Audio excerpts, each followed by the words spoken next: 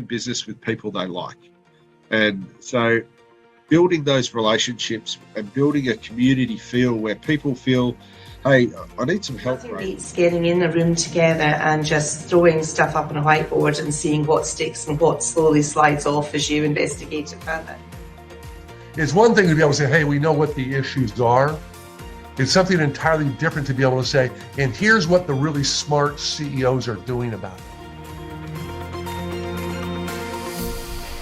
I'm delighted to say that on this episode of The Mind Behind, I have managed to finally catch up with Mick Ord.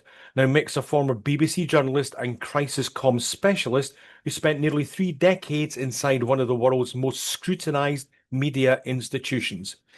We explore what it really takes to build trust when the cameras are rolling and the headlines are biting, and how the lessons of the newsroom translate directly into leadership, culture, and crisis response. Mick pulls back the curtain on how newsrooms manage chaos, why control of the message is often an illusion, and how leaders can communicate with authenticity when the stakes are high. From local radio to international stories, he shares first-hand tales of misjudged briefings, cultural blind spots, and the changing face of journalism in an AI-driven world. This isn't about media spin, it's definitely about the human connection under pressure and why that's still important. If you've ever wondered how to speak with credibility when everything's on fire, this conversation will hit home. Let's hear what Mick's got to say. Mick, really good to see you. It's been a long time. It's been way too long. Yeah, good to see you, mate.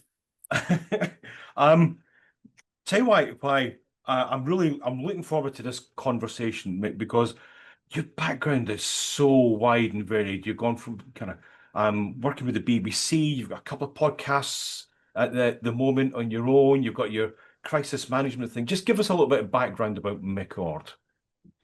Well, I was nearly 30 years at the BBC. I'd done loads of weird stuff before then. And in fact, I didn't join the BBC till about I was 27, which in those days was quite old. Now it's like the same age as my kids, but I didn't have a proper job. I was prattling around doing all kinds of weird stuff. Making jacuzzis in California, picking tobacco in Canada. I was a caretaker in Liverpool, a temporary assistant caretaker. How do you go from picking tobacco and jacuzzis in California to being a temporary assistant caretaker? Is that what you said? It was life after university. I went to Nottingham University in the late 70s, and I came out and I didn't have a clue what I was going to do. So I just messed around for a few years, and 1 year, like people nowadays talk about having a year off. Well, I had I had quite a few years off. But anyway, I don't know, 7 years off, and I didn't really know what I wanted to do. And so I did these temporary jobs. So I went to America, I went to Canada to pick tobacco, illegally, of course. And then I moved down to, I was making submarine sandwiches and pizzas in Ohio for a while. Obviously. And then I went further down south or southwest to California, helping me build jacuzzis. He had the skill. I just kind of sat there and held the planks and that. I did very little craft work. I was just a donkey, And then I came back and I didn't know what to do. And of course, this is like the very early 80s. There was no jobs around. Certainly no jobs in Liverpool. They were closing down factories and shedding jobs everywhere, not just Liverpool, obviously. And I didn't know what I was going to do. And they got a job as a caretaker because of someone, and I knew someone who knew someone who managed to get me a job as a temporary assistant caretaker. And then I trained to be a probation officer. I didn't complete the training, but I was in Cardiff. And I filled in a coupon in The Guardian that said, "Oh, we're looking for probation officers." And I just kept filling in forms, and I did an interview, and they gave me, it was like an apprenticeship to be a probation officer. It was a trainee apprenticeship. And I did that for about a year, but I didn't fully qualify because my mum had died when I was a teenager, and then my dad died in 1982, and I had to come back home. And I thought, being a probation officer isn't for me, really. I admire people that can do that kind of thing, social work and on being a probation officer, but I didn't have the right temperament for it. But I'd met someone in Cardiff who worked for a radio station in Cardiff called CBC that is no longer there now, but it was a very popular station then. And I thought, I wonder if I could do what he does. He was a reporter. And I had a natter with him. He said, well, you got to fill in a form. So I did all that. And I eventually managed to do some free work at CBC, without unpaid work at CBC. And then I applied to join the London College of Printing, that also had, despite its name, a radio journalism course. Okay. And suddenly found I'd always loved radio, and all forms of media, but I thought, so I got my certificate there. And then after that, I freelanced for a couple of years as a reporter. And then I came back home to Liverpool, worked at Radio Merseyside, and climbed the greasy pole there to become a producer and then a news editor and program organizer. I bet you're sorry you asked me now. And Not at all. I'm absolutely fascinated. I've known you for over 10 years now. I know about 10% of this. yeah. And then I became boss at Radio Merseyside. But I'd always loved radio. But when you're a kid, you don't think, oh, I could get a job doing that. It wasn't part of my. I remember my mum, God rest her soul, when she was about, I don't know how, when I was about 14, she was in the Union of Catholic Mothers, and they'd all gone to Radio Merseyside to visit the station, all of them. Yep. Probably 30 of them, And she came back and she said, oh, just been to Radio Merseyside and I've met, and she named a few of the presenters that people would have known in that era. She said, you know what, I saw these youngsters working there and I thought you might like to do that. And I kind of thought, oh, shut up, Mum. I'm going to be a footballer, or I'm going to, whatever I'm going to be. I thought, what a weird thing to say. She died when I was 17. So I was still at school then. Yeah. And I always think, whenever I have a conversation like this or think back, I always think, she never knew I did that. And it was just a throwaway line that your mum had said. And it had come true. Sticks there. And she'd have been made up if she'd have known that I worked there, but she didn't, and nor did me dad. And it's just one of those things, really, Graham. And if I'm chatting to people about their career now, I kind of stumbled into it, if I'm honest. But nevertheless, if you think about something, you can see the seeds of it. I did love radio when I was a kid, like we all did in them days, listening under the blankets to stations. Well, I was going to say, I mean, that was a time where radio was enormous. It was huge at that point because there weren't as many channels for media or for getting information. Yeah, that's right. It was. And it was something you could, you got sent to bed by your mum and dad when, because you got to get up to school the next morning.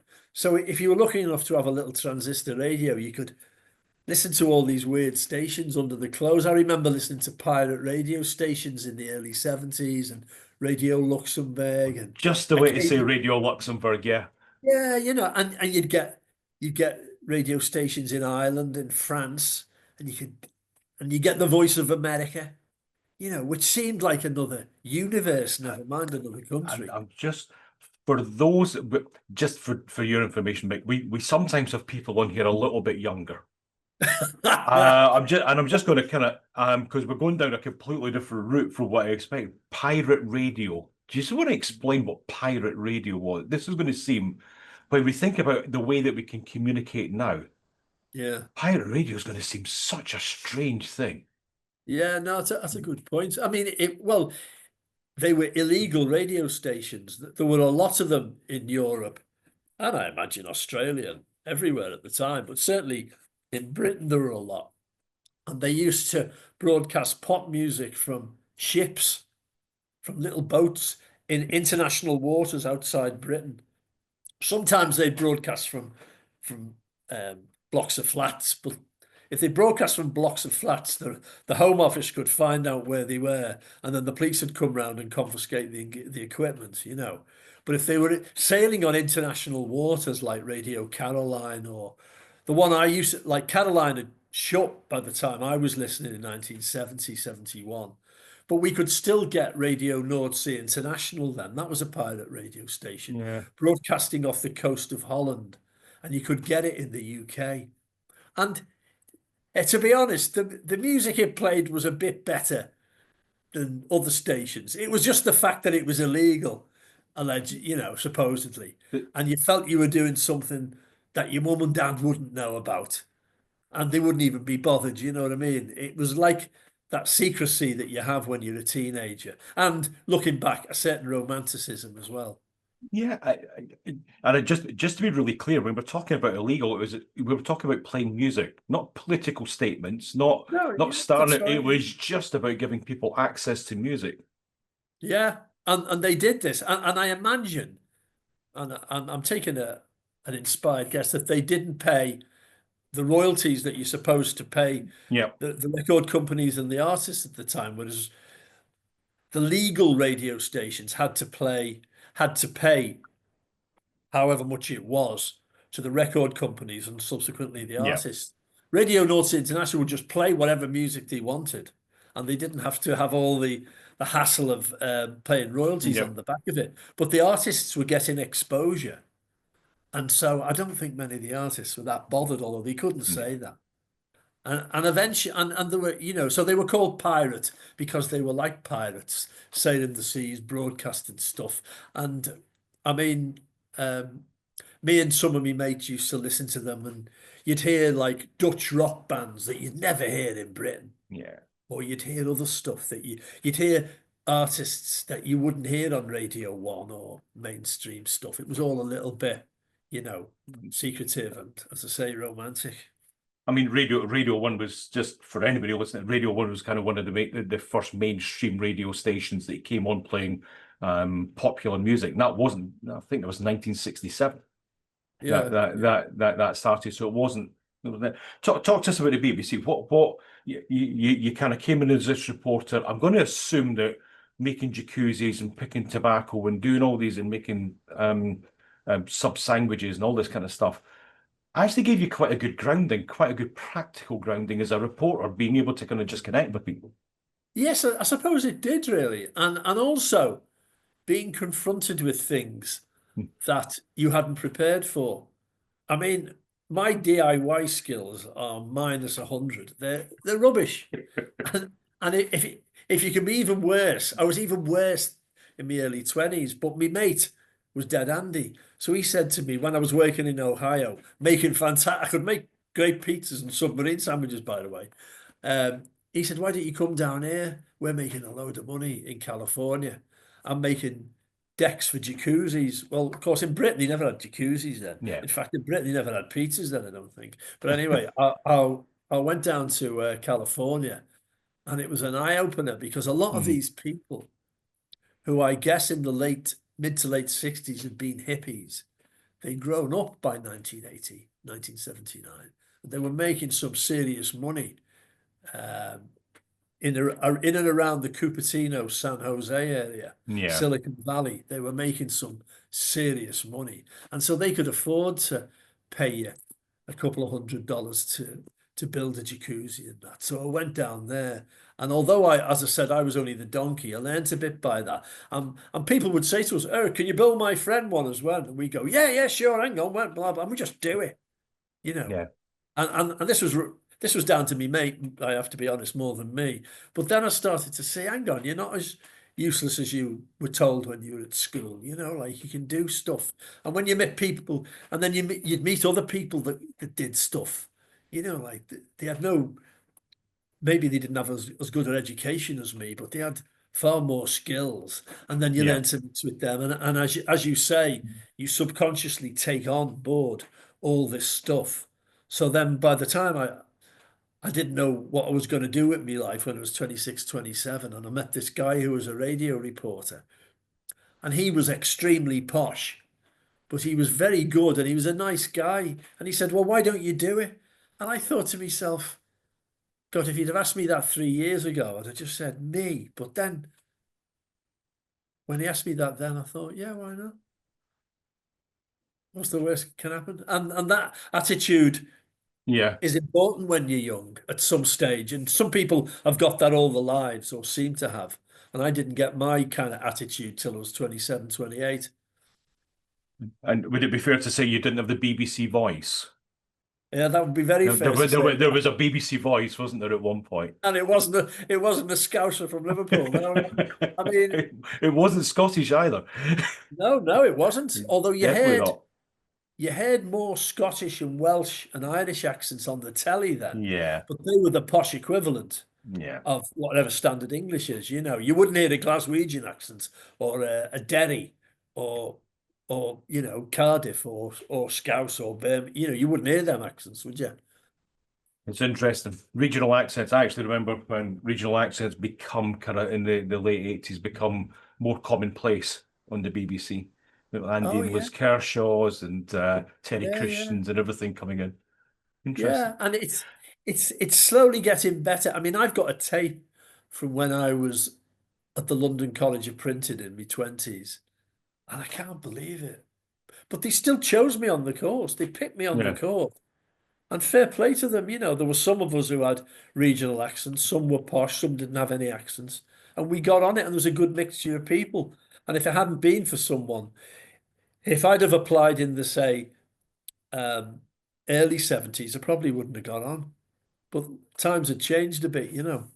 This was a heavy time, again, for anybody who doesn't know, early 80s, late 70s, early 80s, big political kind of movements, Liverpool, Manchester, even Edinburgh, Glasgow, Birmingham, a lot of kind of unrest.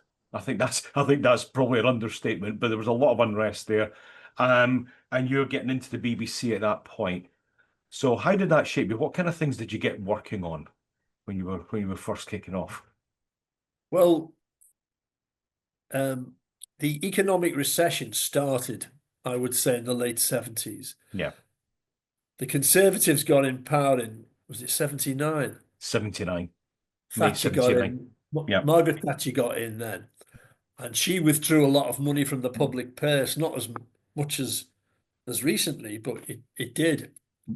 And Liverpool, as a city, the docks had been on the wane for many years. So with the decline in local industry and in the docks and in factories shutting down in the 70s and 80s, the unemployment rate in Liverpool was well into the 20s. I can remember there was some wards, there were some areas in Liverpool I can remember very clearly, because when I was working in the newsroom, when the unemployment figures came out every month, we had to be across them. How many people are out of work and claiming benefit?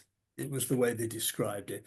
Some parts of Liverpool, it was more than 50% of the people of working age were out of work. It was, so if you were young and fit enough, you'd go somewhere else to get a job, as people have always done. But if you had a family, or you didn't have the money, or you didn't have that, then you had to stay there. And and so I was starting as a reporter when the recession really hit badly.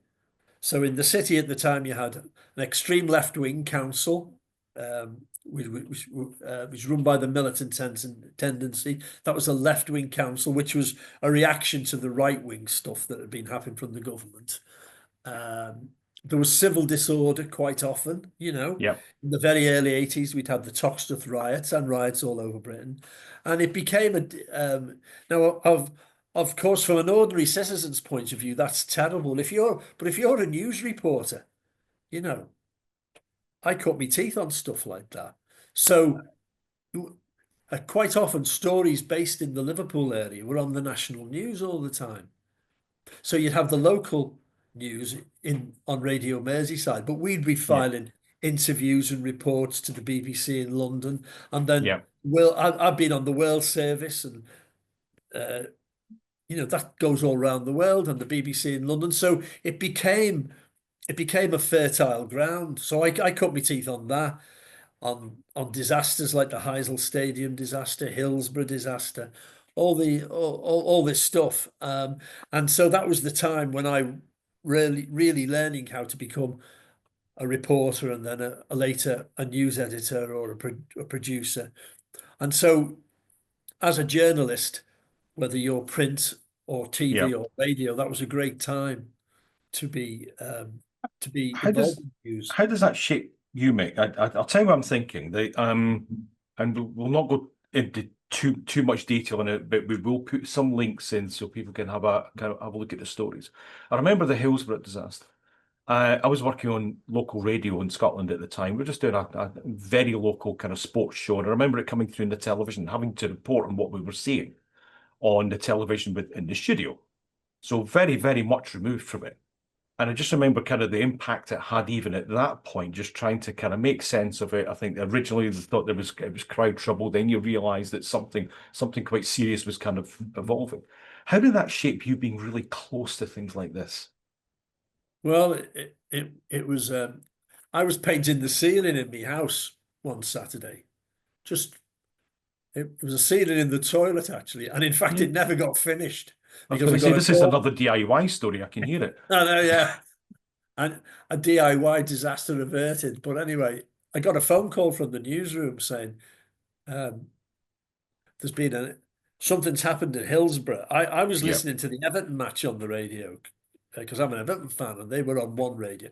Anyway, he said, "Can you come in because we think there's people killed?" So I rushed into work, as did loads of others, and within an hour or two, um, we had a reporter at the ground, and in those days you had like a teleprinter in the newsroom, pre-internet, obviously.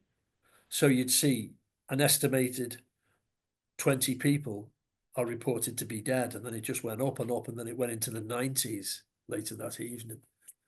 And all the output was just about Hillsborough at the time. All the other shows were thrown out, Yeah. music shows and all that. And we were in the studio reporting from Sheffield, having listeners on who were ringing up the radio station saying, "My son hasn't rang me. He went to Hillsborough for the game."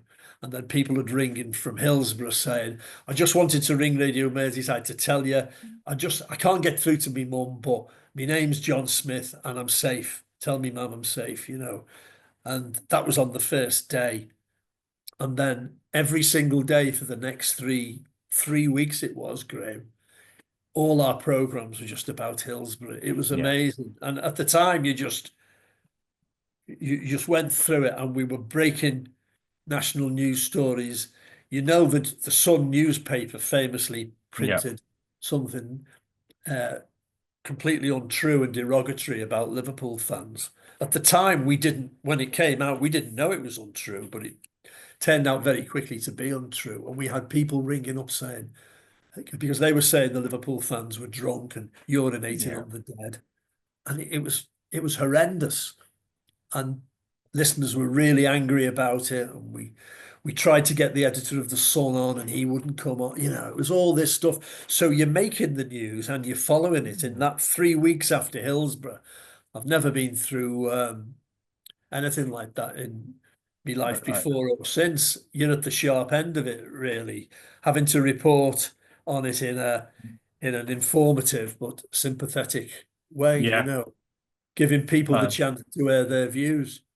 We will put a link into the comments into the section, just to give a bit of background for anybody who doesn't know. It was I think the summary is incredibly badly mismanaged crowd control, a football game which ended up in 97, I think it was 97 people losing their lives, which was just horrendous.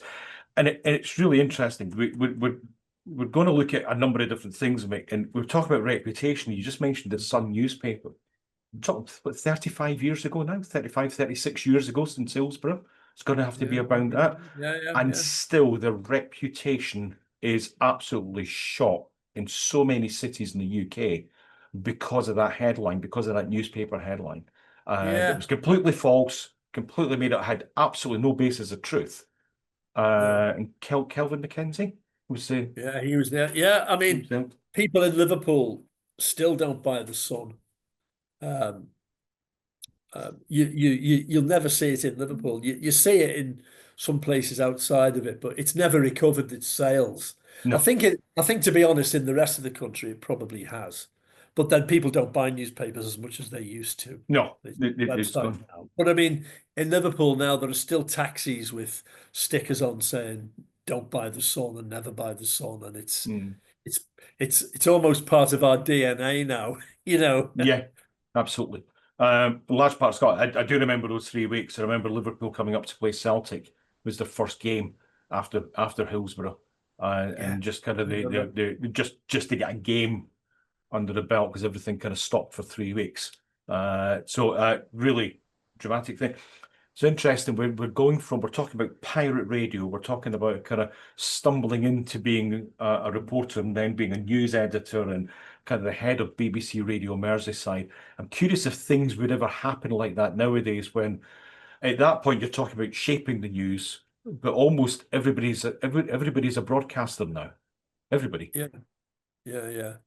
Well, they were. The difference is now it's all fragmented, isn't it?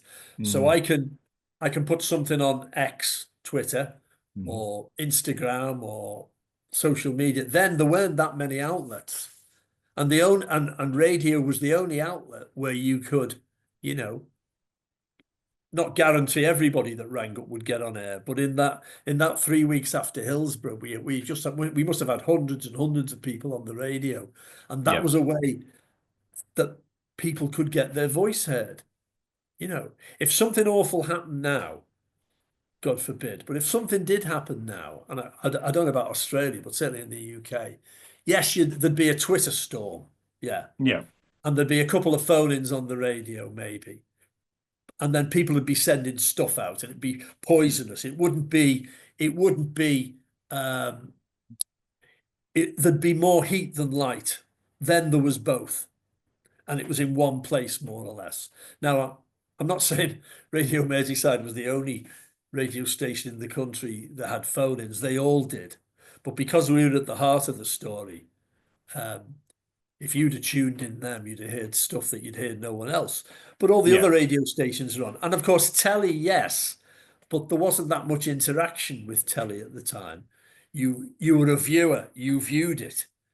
Maybe they would have a live debate from somewhere, but you viewed it, you didn't take part in it. yeah. So the interactive nature of radio at that time, and maybe sometimes now as well, is more powerful. It must have been quite almost therapeutic. You've got a community there where, regardless of what part of the community, there was kind of this similar theme, Yeah, well, and people were using that. I can remember on the day it happened, I remember being in the newsroom. Well, I was producing the phone-in program, and so people were ringing up, and I'd put them on air, and a guy just turned up at the radio station, and he was a social worker. I wonder if he's still alive. His name was Brian somebody, and he said, "Look," he said, "you might not want me to go on the radio, but if anybody rings up and they're traumatized, I'm a trained social worker." And he showed me his card. And we ended up putting him on the radio. And he said that. He said, "Look," he said, "we're not used to it. It's terrible what's happened. It's okay to be angry. It's okay to cry. It's okay to do all this stuff because this is something terrible happened and we've got to stick together." And that was just a normal bloke who turned up and we could put him on the radio, and he was Wow. responsible. He was lovely, a lovely guy. Never saw him again, never heard of him again after that. But what he said was really important, and I'm sure, and we had lots of people on like that, you know, who were really providing some comfort to people who were worried about their friends and relatives and husbands and wives and not, you know. One final question about the BBC. We're talking a lot about it. Honestly, I could talk for hours on this, Mick. I genuinely could. What are some of the things that stood out? I know you made some documentaries. I know kind of you ended up running BBC Radio Merseyside. Just talk us through what are some of the highlights for you? Well, I got a National Union of Journalists award in about 1990 because one of the local regiments, the Cheshire Regiment, were stationed in Northern Ireland, in South Armagh. And the boss of the radio station said, "Would you like to do a documentary on this?" I said, I will, yeah. I said, but I want to speak to both sides in this. I'm not going to just take the army's point of view. I'm not going as a PR job for the British Army. Do you think that's kind of how reporting was at that point, especially with the Irish conflict? Well, I don't know. I mean, that was my attitude. Okay. I knew how complicated it was. I've got an Irish Yep. background myself, you know. We know, you know, you read every day of soldiers being shot and stuff, and you read every day about the way in which the communities there felt really badly treated, both by the British government and the sectarianism, and you know, I knew a little bit of the history as well. And my boss said, "Well, if you can get to both communities, fine." So I remember I spoke to a guy at the army press officer who was based in Preston, in Lancashire, which is a couple of hours away from Liverpool. And I remember speaking to him. I said, I'd love to do this documentary, but I said, I do want to speak to some of the Catholic nationalist community as well as the you know, the Protestant loyalists. And he said, yeah. And he said, fine. So then I found somebody in Crossmaglen, and I rang him up, and he was a local councillor, Sinn Féin councillor, called Jim McAllister. He's dead now. And I rang him up.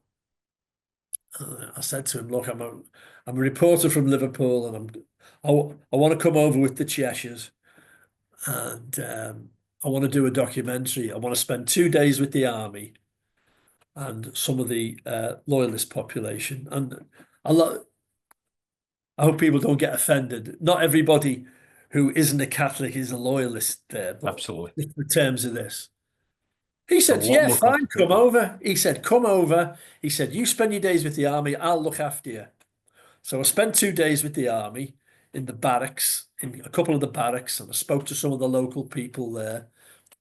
And I spoke to all kinds of people. And then I went into Crossmaglen, and you know, I drove into Crossmaglen, and I'd hired a car driving in there. And at the time, speaking to anyone who was an Irish Republican sympathiser, either a politician or an normal person, the Conservative government had put a ban on it. So you couldn't interview these people. It was a ban. But so what the BBC did is you'd interview someone, say from Sinn Féin, and then you'd transcribe it, and then you get an actor to say those words. It was a way round the scheme. So I thought, I'll do that.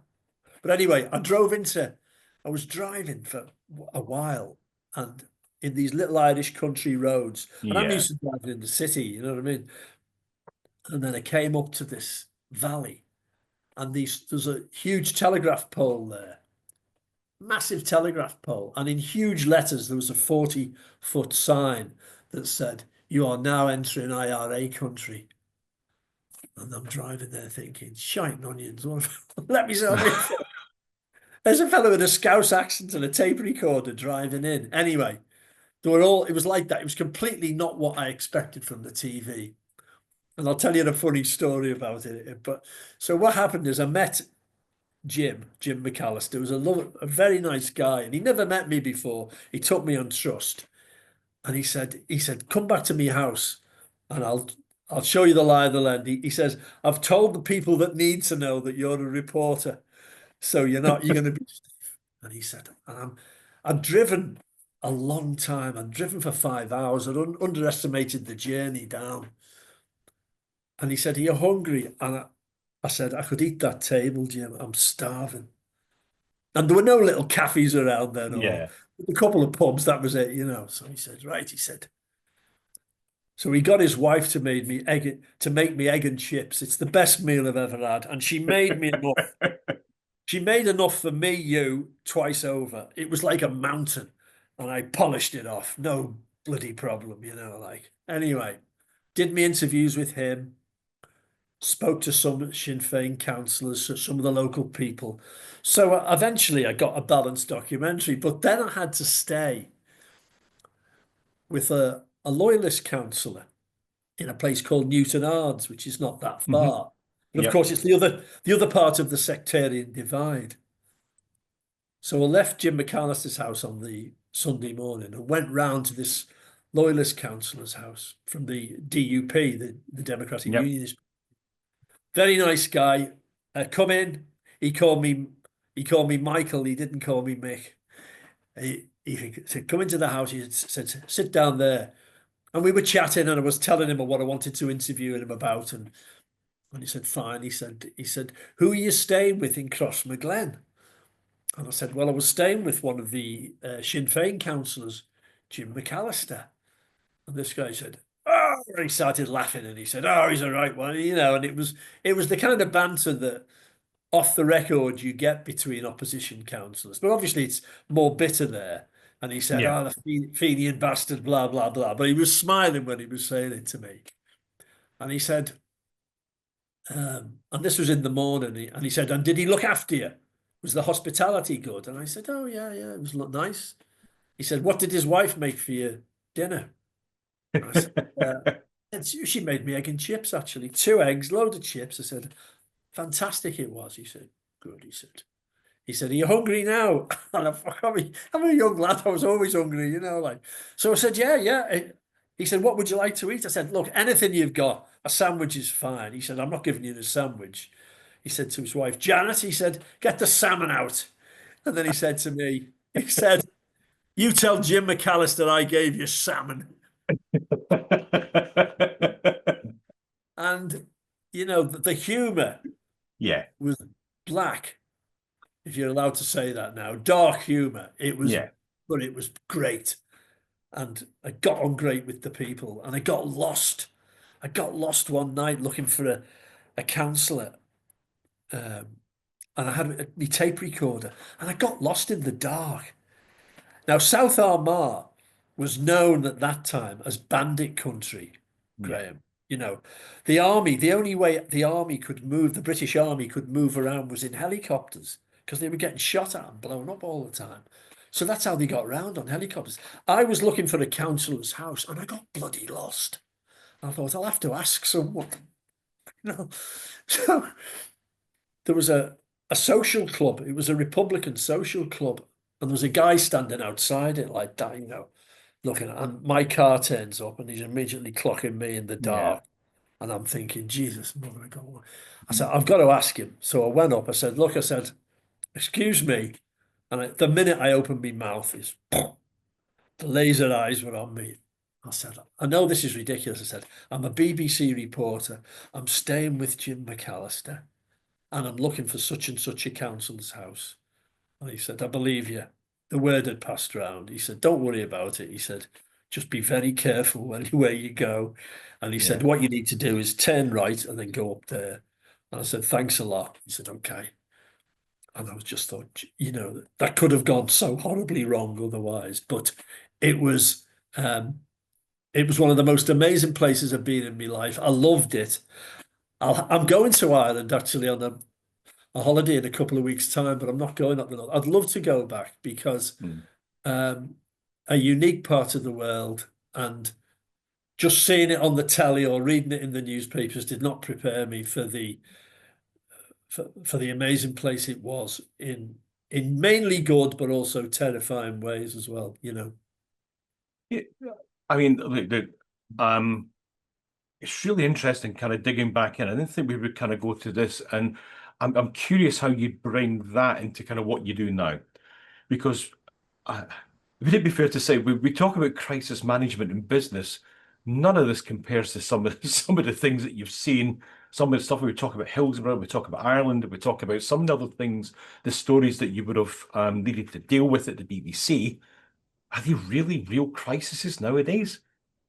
Yeah, well, I guess if you're at the eye of a storm of a company that's going through a really difficult time, that you've had a cyber attack, as we've had a Jaguar Land Rover in the UK, but they've had them all over the world. Yeah. I mean, if you're in the eye of the storm, you might think you've got a good image, but that's different from having a good reputation. And I think a crisis, you try to prepare for a crisis. If you're a company or a local council and any organization, a charity, you try to prepare for one. When it comes along, it's seldom like it says it was going to be on the crisis management courses, but at least it gives you a bit of a steer as to how to react and what to expect, you know. Crisis is from a Greek word meaning a turning point, often in a disease, KRISIS. And that's where the English phrase comes from. And it's a turning point in reality anyway. And it's a chance to restore your reputation if you've lost it. And it's a difficult thing to do. But because you've got a crisis, it doesn't mean that you're going to lose your reputation. It means that you will be judged on how you perform during that crisis. And that includes interactions with the media, which is where I would come in. What kind of crisis have you been involved? I get that you might need to kind of anonymize some of this, but can you give us an idea of what kind of things you've been involved with? Well, with crisis communications training, you train the senior leadership teams or the CEO how to respond to a crisis when the media come knocking at your door. So you're in charge of a company, you've had a data breach, cybersecurity attack. The people in the company, or some of the people in the company, know about it, but you don't want it to get out because you're worried about your shareholders, you're worried about your stakeholders, you're worried about more. And then it gets out, and it breaks on social media nowadays. It doesn't break on the 9 o'clock news on ABC or BBC, you know. And then you've got to know how to manage that. Now, if the media come along, you've got to make sure that you are across it. And if you're not across it, you need to make sure that you and your team know exactly what to do over the next few hours, over the next few days. And when you're confronted by the media, you've got to be calm, you've got to be authoritative, you've got to prepare what you're going to say, and you've got to prepare what I call in my media training workshops, what are your nightmare questions? So your nightmare question might be, how long have you known about this? And you might have known about it for a week, but yeah, it hasn't got out. You know, so, okay, how are you going to answer that? Well, I would say to them, and it sounds flip and obvious to say it, tell the bloody truth, you know. Say, we've known about it for a week and we've been working hard on it, and tell the truth. And what are your other nightmare questions? Because there isn't going to just be one, there's going to be a few. But if you come over, like you're on a kick into nothing, perhaps anyway, admit your mistakes, say what you're going to investigate. See, like the person who was best at this, I always felt, was Richard Branson when he was head of Virgin, because he used to, I remember there was a train crash in Cumbria probably about 15 years ago. Oh, yeah. And nobody was killed, but a couple of the carriages came off. And there's a TV interview that he did at the time. He was up there, wherever he'd been based, probably London or somewhere, I don't know. He'd been up there. He was there with his yellow hard hat on and his high-vis jacket. And he does the thing that we always teach in crisis communications: pity, praise, and promise.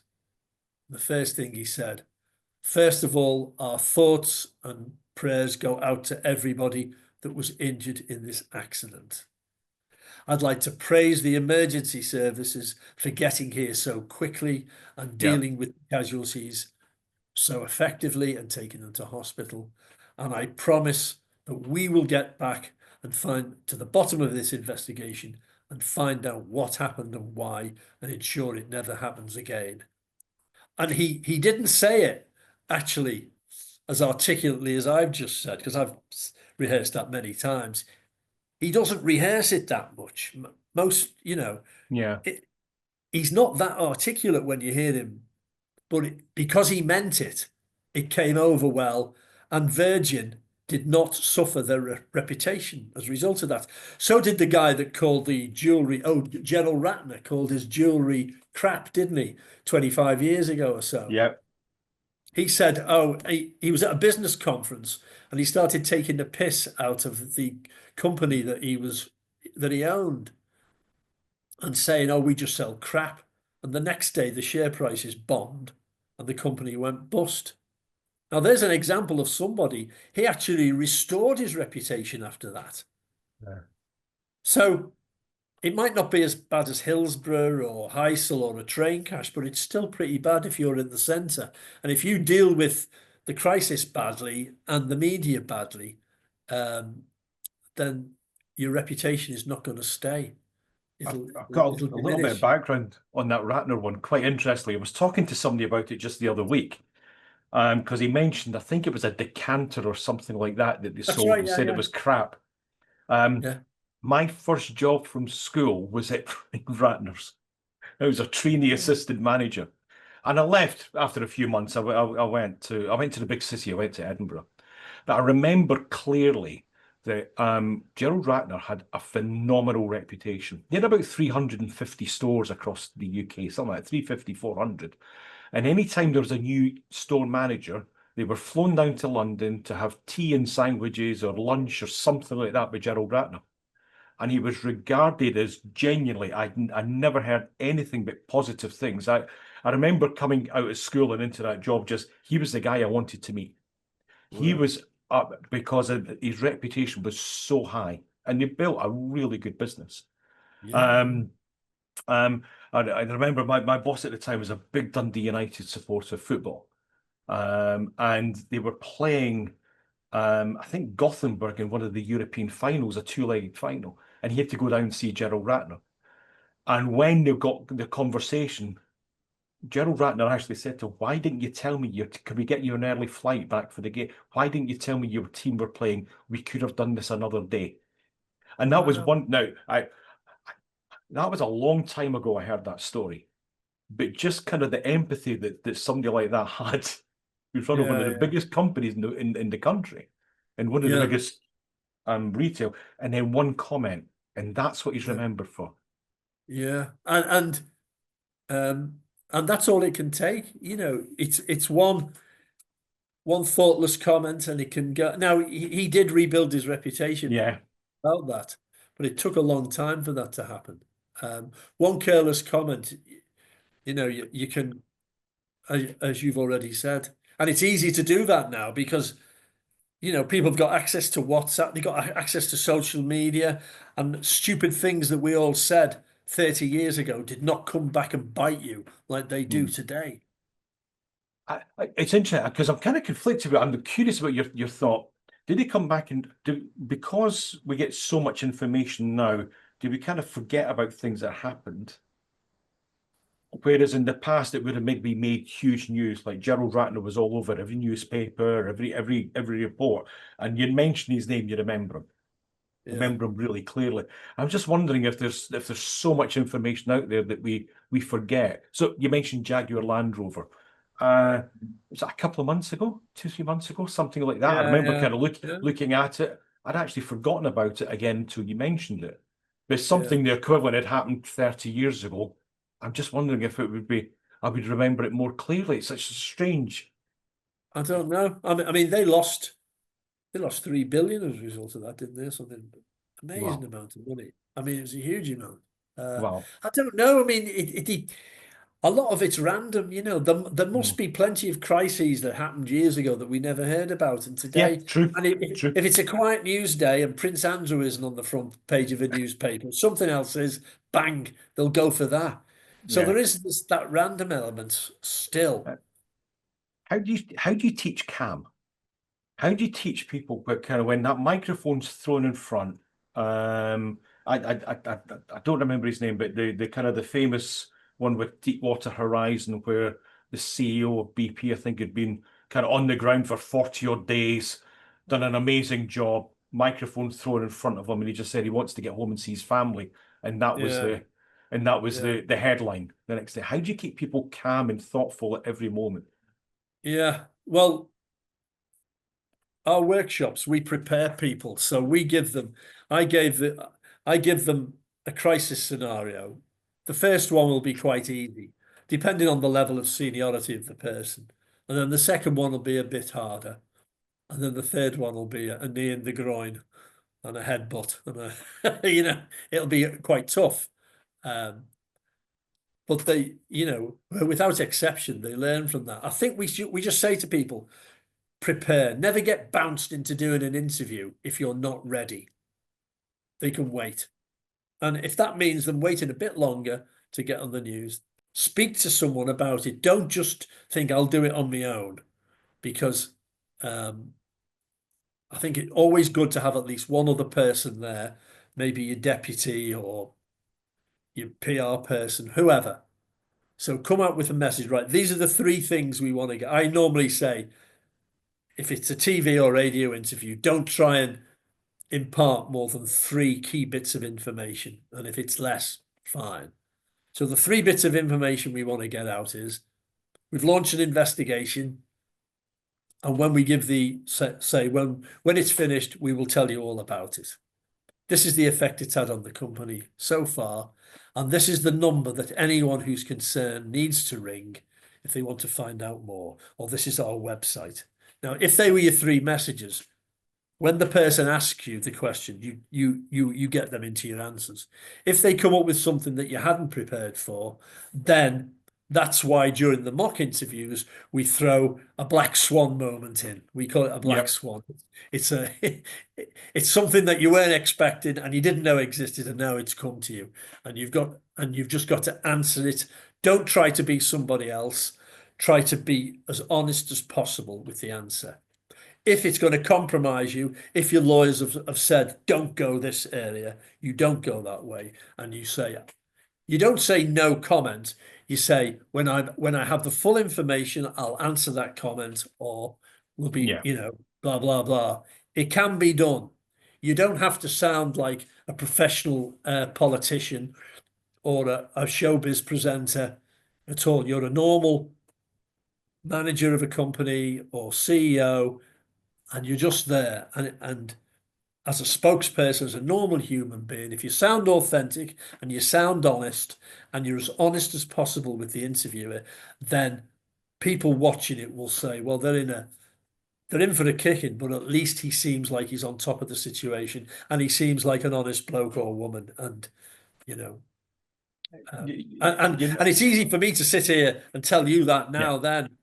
You've got to do it a few times to get it and say, no, don't use that phrase. Don't say you can't wait to go home and see your wife and kids. That might be the case, but that's not what the interview's about. It's about how you're going to get to the bottom of this crisis. And I reckon that guy got bounced into the interview and he hadn't prepared. And of course, if you don't prepare, then you prepare to fail, as they say, He was 40 odd days into it, and the stress and everything must have been incredible. So we're back to emotion. We deal with this a lot. How do we kind of control the emotion that kicks in? Because I'm a great believer that we get clumsy in our language and clunky rather than anything else. When emotion kicks in, we lose that little bit of control. There is, especially when we look at presentations and how people kind of get a message over, there seems to be a way that we think we should say things or how we should say things rather than just being authentic, just saying it early. Yeah. No, you're right. I mean, I think everybody deals with a crisis slightly differently. If you're an extrovert person and you're very confident, and you're confident about what you're doing, you've still got to do your prep, even if you're someone that hates the camera. I mean, when I'm doing media training, when I turn the camera on, everyone in the room, no one wants to do it because nobody likes what they look like on telly. I know. It doesn't happen, and you don't like the sound of your own voice, but once they get over that and they think, hang on, just concentrate on the message. Yeah. It makes it a bit simpler. And if they keep it simple and honest, which is difficult when you're under pressure and you've got, well, I can't go in that area. I can't talk about that. The lawyers have said to me not go there. And I can't respond to what that person said about my company because I'll just get into a big battle with them, and it won't do us any harm, and my shareholders or stakeholders are going to be, So who's your audience? Is it a trade audience? Is it a TV, radio audience? What's the demographic, roughly? Don't use jargon. Look the reporter straight in the eye. If it's serious, look serious and do your prep beforehand. And if you do that and try to ignore the lights that might be pointed in your eyes and all the rest of it, look smart, feel okay, you'll do okay. No one ever gives a perfect interview. There's always a few things missing, and I think going in with that knowledge is probably good, really. If you go in a bit too cocky, you'll get shot down in flames. And you haven't got to be like, as I say, a professional interviewer or you've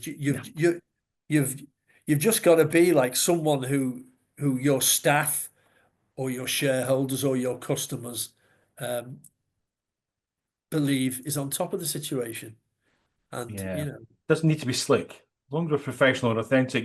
You've said, I read that you've said that crisis always reveals kind of the culture within a business or something like that. We kind of talk about when people are under pressure, when they're under say, it kind of almost begins to reveal their values, who they are as people. We become the real person. Yes, that's right. Under pressure. And remember your value. Yeah, that's a good point, Graham. Most companies or organizations have got the values written somewhere, but of course, like at the BBC, we had it on the back of our ID card. And sometimes people would say to you, what are the values? And you'd be going, oh, well, it's honesty, integrity. And they'd say, well, look at your back of your ID card. Yeah. You'd say, oh, right, yeah, okay.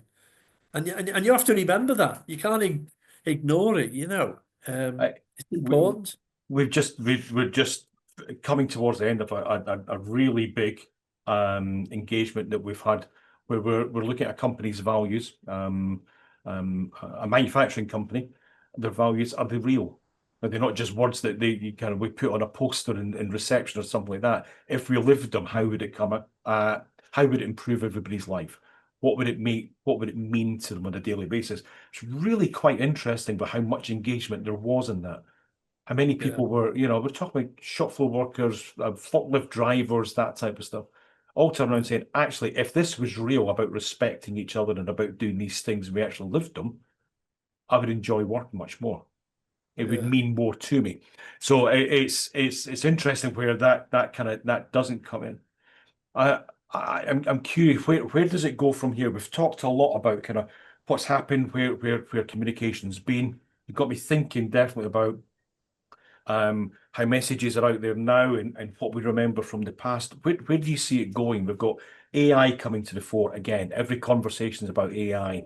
I spoke to a mutual acquaintance, Neil Henderson, a few months ago. We were talking about kind of deep fake and what are the things that are facing leaders now that they might need to deal with that they've not had to deal with in the past? Well, we mentioned cyber attacks before. Yeah. I think if people keep their eye on their reputation, everything else will come from that. So do you look after your customers? Do you look after your stakeholders? And as often as you can, because obviously my job is media, how does that come over in the media, in your tweets, in your interactions? Because if you see every tweet that every employer is involved with, or every interaction really on social media, has got the potential to say something about your company. I mean, people employ people now, and when they're looking at job applications, they go through the social media, don't they? Now, rightly or wrongly, that's what a lot of companies do. And in fact, a lot of them will never meet somebody that works for them until they start on day one. It'll all be done online. And I just think, well, if that's the way it's got to be, it's got to be. But you're not going to find out about me from what I'm really like looking at my social media tweets. So why should you look at it from you? I mean, it's It's but a lot of people do it because it's a shortcut, isn't it? And it's quick, and then they wonder why they have people in who maybe aren't who can't interact socially as they used to. And you thought, well, give them a chance. I think there's almost a general thing. We love technology. We love new technology. I wish there was certain things that I've got now that I could have had then when I was in my 20s or something like that. I am so pleased there was no social media. I am beyond delighted that there was no social media then when I was not being probably the best representation of myself. We all do things. Yeah, that's fine. Well, I've had this theory for years because I've got 3 kids.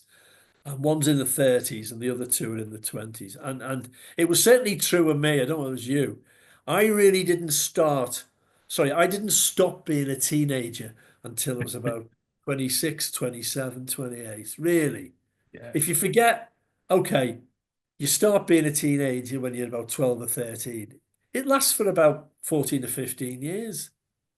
So don't expect people in that age group to be, some people have always been like middle-aged men or women, haven't they? But others haven't. And don't expect them to behave like you did when you were young, because that was 30, 40 years ago,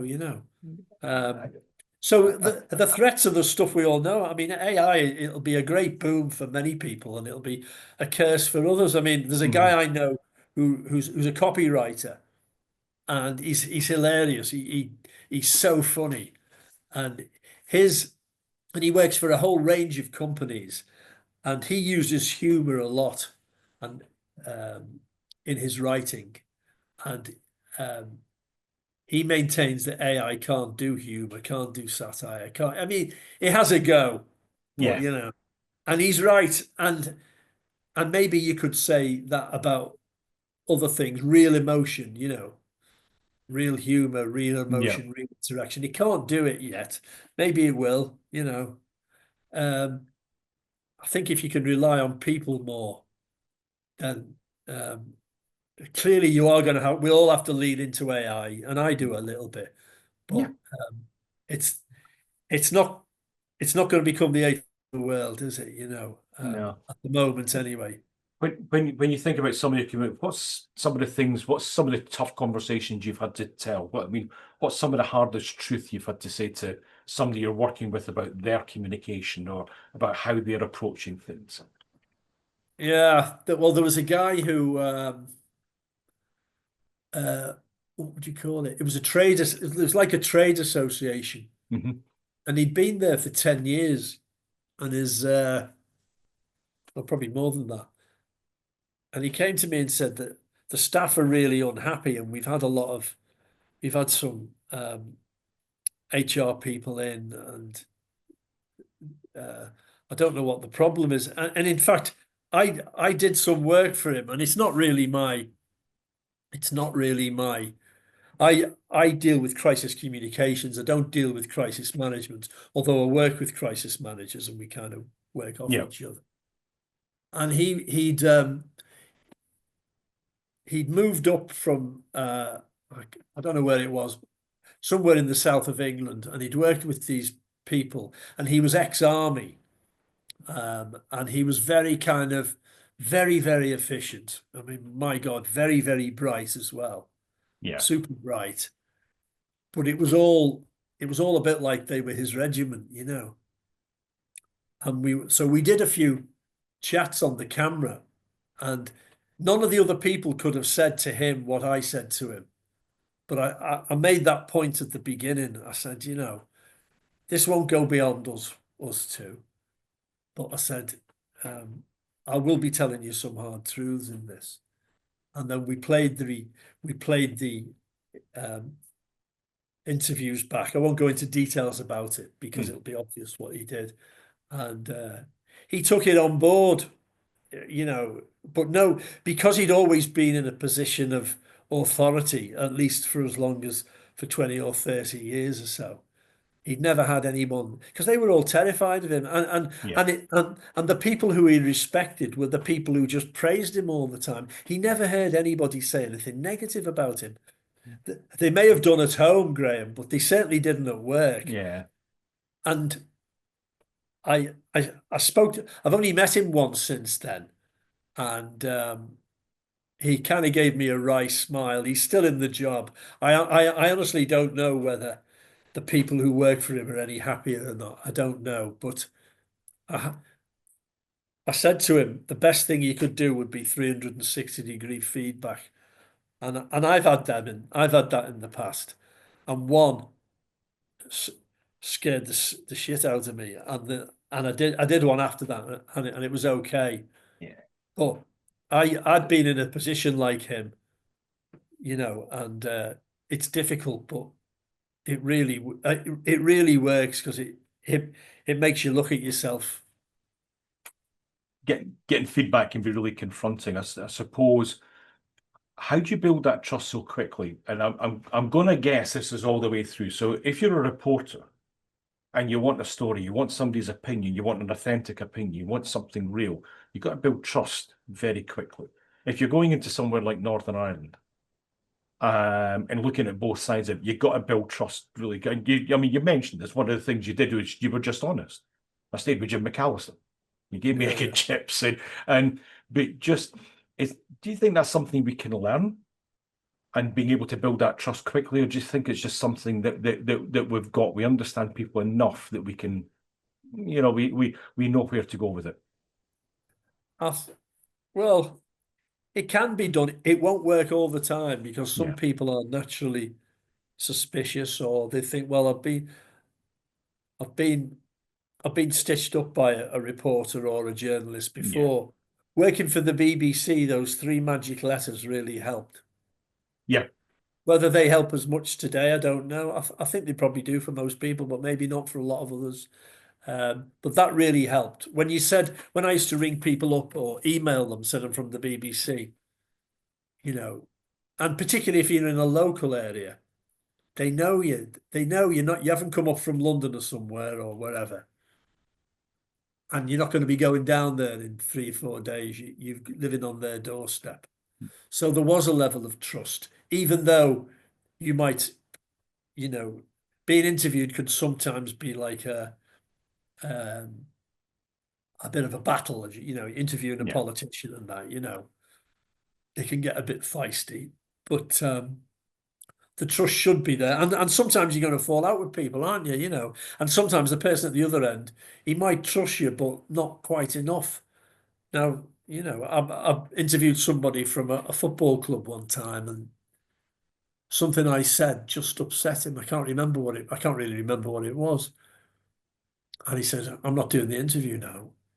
And it was probably a mistake I'd made. I can't really remember. It was a while ago.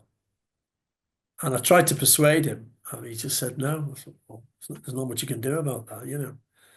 So you learn from your mistakes from both ends, really. Quick couple of things. I'm just really aware of time before we talked a lot. Quick couple of kind of practical things. Think about technology, what's coming up. Deep fake. I'm beginning to see videos that are, we're fairly across AI at the moment. But even I'm having to double and treble check some videos that I'm seeing things and going, is this real or is it not? What happens if a deep fake video of a CEO kind of hits social media or something like that? What do you think the first moves that they are? Considering how quickly things can be spread and that message out, what would be the first thing they would do? Well, one of your key relationships nowadays has got to be with your IT people, hasn't it? You've got to, you've got to make sure that they give you the advice to, and you've got to get your message out there. We used to call it the golden hour in crisis communications. It's probably a golden couple of minutes now. But there's no point. But there's no point. There's no point putting something out if it doesn't mean anything. And you. In certain situations, there's no point in you reacting to every negative thing that's out there. Every situation's slightly different. Yeah. If you're being libeled, like a lot of people are, then, you speak to your lawyers, you speak to your IT people, you speak to you speak to your colleagues. There's no one commandment I can say now that will work for everybody, because every situation is slightly different, isn't it, Graham? You know, but if you keep your values nailed to everything you say, you won't go far wrong. That's There's so much rubbish out on social media now that in some situations it would be absolutely right not to react to it. yeah. But you need to look after your own people, your customers, your own staff, your state shareholders. They need to know that if something is getting above the level a bit in terms of public perception, Yeah. you quash it if it's untrue, and you make that very clear. But in many situations, like I can't imagine the Jaguar Land Rover reacted to every single negative tweet that was out there. You know, it can't be done. Yeah. But if you have your channels of information, you have your social media account, you have your website, you tell your staff what really happened. And then when you come on the media, you say, and you know, we are updating our website every couple of hours, and we've got this helpline going, or whatever it is you're doing, then you are at least in control of your channels. You might not be able to control what's on Twitter or X or any of the others, but certainly if you're in control of your own channels, then that's a good start. I get it's still there, but I'm just wondering if it's still the case that, you know, yesterday's headlines is today's chip paper. It's still it's kind of there, but we begin to forget about it as soon as we start to move away from it. Yeah, I mean, every situation's different. It might be, but then, you know, if something awful, even more awful, happened on the international stage over the next couple of weeks or so, and then there's another scandal about Prince Andrew, well, that will take second billing. If there's nothing, they're going to be digging more at Prince Andrew or whoever. So you can't assume it's going to be chip paper. I think you should take it very, very seriously at first. You might get lucky, but don't count on it. Yeah, because you might not be. You know, I've just finished. Go on, sorry, mate. No, don't. I was going to say I've actually just finished listening to the book entitled about the rise and fall of the House of York, and it was really interesting just sitting listening to what feels to me from the outside looking in is old-fashioned reporting. Somebody who spent years digging into and actually researching, and it's probably the first time I've listened to something like that for such a long time. Where it's been really, really well researched. I think it took Andrew Ronnie something like 3 or 4 years. I'll have it. That's a good recommendation, mate. I'll make you a recommendation now. Have you heard of the American journalist Seymour Hersh? Yes, and I don't know why. He's the guy who revealed the My Lai massacre in Vietnam in the late 60s. Also heavily involved in some of the stories around Watergate. He wrote a book a couple of years ago called The Reporter that I've just finished. Seymour Hersh is now in his either late 80s or early 90s. And there's just been a documentary out about him that I'm dying to see. I think it might be on Netflix at some time. And it's called Cover Up. And he's an amazing guy. The book, The Reporter, is well worth just reading. I guess similar to the entitled, just how he got some of these stories out there and how he's still breaking new stories now at his age. And this documentary, Cover Up, I can't wait for that to come out. And I think it's going to be on Netflix at some time. So nice. Mick, I'm going to let you get to bed. I know it's late there. Thank you. Kind of the message that's really come out is find your authenticity. Kind of big, you know. Sometimes the radical thing is just telling the truth and being as honest as we can be up front when we're kind of faced with some of the things that are happening. But also be prepared. Yeah. Mick, if anybody wants to get a hold of you, we'll make sure that everything's in the comments as well. I wish you all the best. Great to see you. Hopefully we will have another chat again soon. That'd be great, Graham. Really enjoyed it. Thanks, mate. Likewise.